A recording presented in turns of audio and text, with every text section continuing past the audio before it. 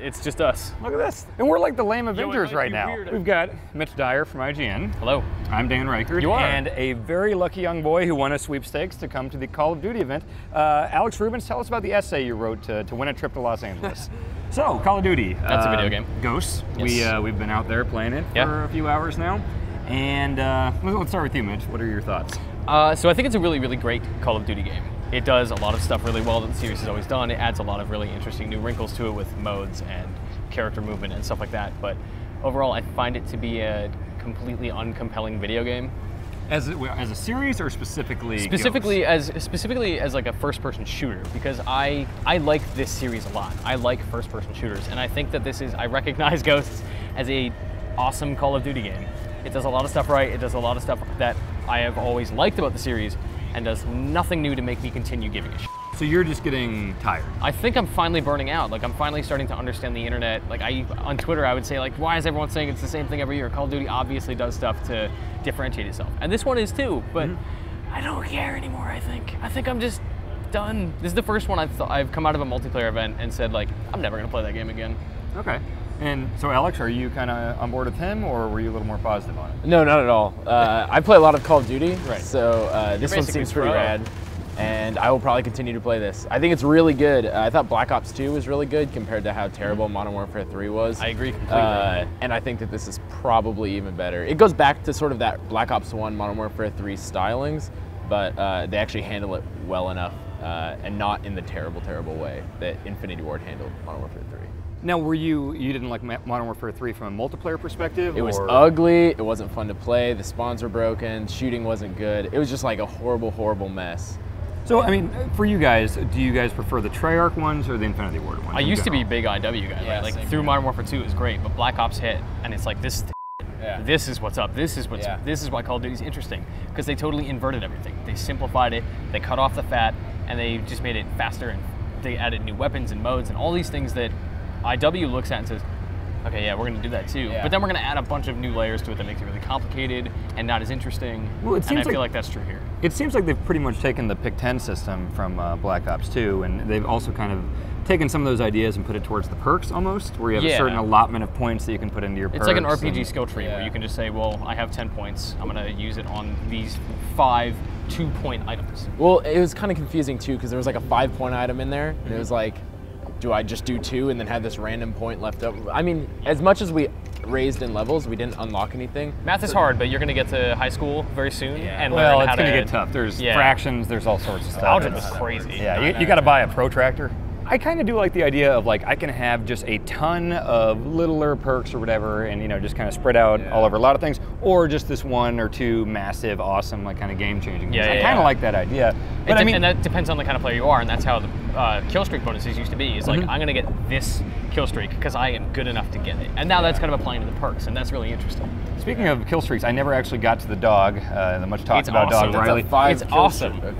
I was not doing great there. All right. I'm gonna go back out there. I'll do it. I got the little satellite satcom thing. That was good. Good. You got the 3 kills. I did get 3 kills. Yeah. You definitely did not get to the 9-kill knife dude. Oh, the Juggernaut Maniac, the new one. No, I read about that. That sounds pretty awesome. Well, the dog. Do you control it? No. He hangs around, barks at people. Like, he's a mix between a UAV and the K9 unit that's in Black Ops and all the past games. So he'll attack, but mainly he barks, and then if you go down, he'll jump on a dude. So, I mean, really, what makes it that much different than, like, just a deployable, like, you know, World at War introduced those 3 dogs? He follows you. Oh, so he follows you. Yeah, when he spawns, he doesn't move. He just stands there with you. He's like, what's up, dude? Where are we going? And then when you run, he runs. If he sees a guy, he'll either distract him or go for him. Or So he's the Fable 2 dog.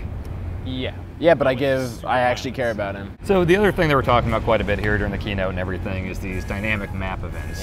So we saw a few on these levels, like a bus can fall down, a baseball field gets like this, what is it, Odin's hammer? Odin's Sphere. The PlayStation 2 game comes down. Yeah, it drops down. Just a huge one though. But yeah, and it just decimates it's a big bomb. level. It's basically the equivalent of like a Modern Warfare nuke, where the map is just wiped out, but then you continue to play. You keep playing in this like totally rearranged map because like holes and walls, the whole city's f***ed up, all that kind of stuff. And I thought that it would be less interesting than it is. Yeah. Because the engine isn't capable of the same kind of thing that Frostbite is, right? Like you see, well, you can throw a mine on that wall and blow it up, and now there's a hole in that wall. And it's a very specific hole. It's the same size every time. It's either on or off. The small destructibility is more impressive than the large. There's small stuff where you can shoot bricks out, and then this giant hole is bigger, right? You know. See, that is really interesting, because that's more like Battlefield, where you, like Bad Company 2, you'd punch a hole in a wall, and it would be one part of a larger hole in a wall you could make. Yeah. I just hope there's enough things per level to make that interesting, to where it's not just like, well, in this one you can knock down the gas station, or here some logs fall on your head or something. Yeah, you know? Like, I hope there's several things, and it's not just this thing that every time you go into the map, it's like, okay, well, there's gonna be that part where we get nuked or whatever. Yeah, we see like the classic log roll thing that they show in every They've been looping that for a while. And that seems like something that would totally be like a one-time use log roll, not like this giant world-changing thing. It worked really well for the Ewoks. ATSTs? Is that what they Yeah, Dan's doing really good with his Star Wars right now. You're on point. Can you name more than one Ewok? There's Ryckert. Yeah. And Han Solo. Nailed it. Okay. Yeah. So did this feel next gen to you guys at all? No. It didn't? No, not even a little bit. They keep I saying, mean, it looks pretty. Does it? It looks better than every other Infinity Ward It looks better than bad games? So Sorry, okay. bad looking games, specifically. I think it's objectively when you look at it. I mean, It's not ugly, right? It's just not Battlefield 4. And it's hard not to put it up side by side, because they are Obviously, direct competitors. And it's hard not to look at Battlefield 4 and come to this and say, this is acceptable and I think this looks great. It's like, no, this looks awful compared to what Frostbite's capable I of. think that they try and go for different markets though, right? Battlefield's all about looking pretty, but it's super inconsistent and things are different pretty much every time. Call of Duty's all about being consistent, being something that you can replicate and go through every single time, and you don't have to worry about something like this gas station blowing up, like, you know, and horribly ruining things. Yeah, it can just it is a be minor change. Yeah. And that's, I think, ultimately what this game is about. It is safe, it is reliable, it is a Call of Duty game, and that's fine. That's okay. Like, I might not be as into it as I was other ones, but I still think it's like, this is awesome, it's a great shooter, people will like it, people will play it, it's fine. Yeah. I get the sense that you think the series has peaked already in quality. Maybe. I thought Black Ops 2 was carrying the momentum forward really, really well. I thought, you know, from here it's huge upswing. And now I'm like, well, maybe it's at that point where it's about to start coming back down. Maybe. That's because of the different stylings, I think, actually. It is. Like, this basically goes back to Modern Warfare 3, Modern Warfare 2, Black Ops, when Black Ops 2 had sort of picked from what made Modern Warfare 1 different. There's like a distinct style. Even if you just take those guns where you can see the bullets shooting out and that little noise they make, you go, this is instantly Black Ops 1. And it seems like they were like, oh, that worked. People like that more than Modern Warfare. Let's make it that. And then Black Ops 2 came out and was this better, just more solid game. And now they kind of don't know what to do. Yeah. When they do reveal single player, do you guys hope that, you know, Treyarch took some risks with the single player last time. The like branching stuff and the Strike Force missions, which weren't great, but I mean they were trying super new stuff. Yeah. Do you expect them to kind of get ballsy with that stuff, or do you want them to? No, I mean the stuff we've seen so far, right? Like the underwater mission. There's so much opportunity there for amazing 3D space and exploring 3D space in new ways. Like you're underwater. Yeah. Why the am I swimming forward the whole time? That's really boring. That's not exciting. You're blowing it. That's like an amazing opportunity to do something totally new, to catch us off guard, and it's doing exactly what I thought it would do, or what a ground mission would be. It's the same thing we saw the Brothers mission, right, where they're like walking through the forest and it's all spooky, and we have a dog, and it's just you're walking forward and you're shooting guys. Yeah. Everything about the campaign so far seems safe. I hope that it does take some risks, and there's a lot of stuff about it that we don't know, but dogs in the campaign is not interesting.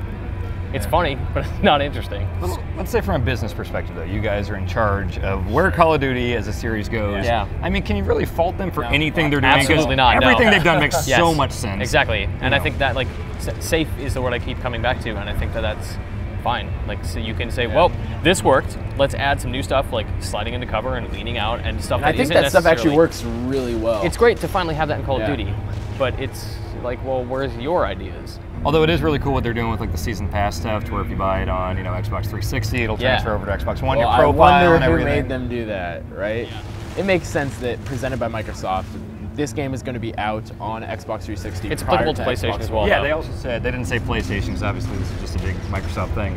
But they said, no matter what platform you're on. Yeah, they didn't say PS3 to PS4, your PS3 stuff does carry over. So I think that'll be interesting. That's another thing that like Infinity Ward pushes every single time is Call of Duty Elite. I don't think I ever once checked Call of Duty Elite during Black Ops 2, and it was kind of better for it, right?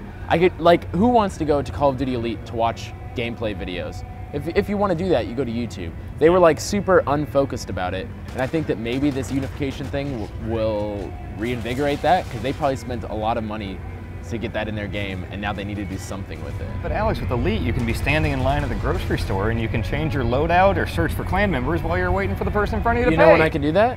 When it takes 6 minutes to get into the game in the first place. Who thinks instead of pressing start and pressing A to change my class, I'm gonna pull up my phone, go scroll through my pages, find the Call of Duty app, change my class, and then go back to my game? I'm sure there are people that like it and use it. I mean, right? There's a lot of people that play Call of Duty. Yeah, all those smart glass people. I like smart glass. Really? When I watch Game of Thrones, you have the thing there, and I focus on this. Focus on the show. Yeah. Watch the show. Yeah. What are you doing? Because I'll see a guy and I'm like, who's this goober? And then really it's like, awesome. oh, remember when this guy killed this person? It's like, oh, cool, thanks, smart glass. But I like the idea of second screen experience, but like I haven't seen the Clan Wars stuff in action really. They had it on the big screen. That's here. really interesting as a concept, right? Like the mobile app, we are as part of the Federation have an assignment to take over an oil rig. My problem with that is once we have that oil rig, that doesn't matter. It's an excuse. It is a facade to give you experience points. Yeah. It's unfortunate that it's not a wider metagame where you capture this, and that has ramifications long term in the clan war. It doesn't. So I think that the reason they do that is because, or the reason that they can't do that is because at the end of the day, it's still just a shooter, right? Yes. I mean, Dust 514 did stuff like that, and it works because there's this other game that it can tie into, right? Yeah. That's not just shooting more dudes to control a territory. I don't know that they have that, and I don't know, like, I don't know who will play Clan Wars, like, to be completely honest. Like, if you need a certain amount of people from your clan online to play, who's gonna do that? You just randomly hop on with a few people. Say you need 4 people to play this minimum, and you have 3, why would you ever do Clan Wars if you're just constantly trying to find enough people to play this game? I'm still confused what playing it means even, because it's like, I just keep seeing this map and I see like red or blue. Trying to control territories. I mean, what is the matches. playing? Like, do you don't play it like, you can't just like sit here on your phone and it's basically you just accept a side mission on your phone and then you go play the video game and you get a win and it counts as, well, you got the territory. Yeah, it's basically whoever has the most wins on this map or the first to a certain number of wins in this period becomes the top, and then it's constant battling for it's basically like a leaderboard that they're putting on a map. Yeah, it just has pictures of oil rigs. Yeah, and they were talking about the movie theater. We didn't shoot anyone in a movie theater. These are like these levels that they, you know, it's like they make these levels and then just associate them to random places on this Clan War map. And I don't think it works. Yeah. It's like a really bad version of Metal Gear, what was it, Peace Walker's Outer Ops. Well, any final thoughts or anything about just where this is going? I mean, what you hope for single player? I mean, what are your final thoughts coming out of this? I mean, I don't want to sound too negative, and I do want to emphasize that this is like, it's a great Call of Duty game. If you like Call of Duty, you'll probably like this. Yeah. That said, I like Call of Duty a lot, and I'm kind of indifferent. So I feel like this is the first time in a long time that people are going to get a game, like, or get their Call of Duty and go, ooh, I don't know what, like, maybe not next year. First time in 2 years. When they did it with Modern Warfare 3. I think this is like a drastic improvement from that, but I don't think it's as drastic as from Black Ops. Did you also hear the word Jurassic?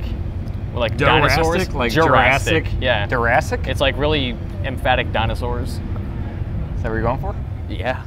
Always down for dinosaurs. Man, I hope they have dinosaurs in Battlefield. It'd be so awesome. Probably won't. Probably not. They could do a Blood Dragon thing. That'd be cool. I would like kill for that. DLC. I would kill you for that. I would strangle you here and now. It wouldn't even be mad. It'd be a worthwhile sacrifice. It would be. Mitch, thank you. No sweat. Yeah. Cool. Anytime, buddy. Yep. Alex, thanks for joining us too. Of course. So, cool. All right, let's go play some more. Yes. Let's do it. You just gave us like the biggest, okay, buddy. Good job.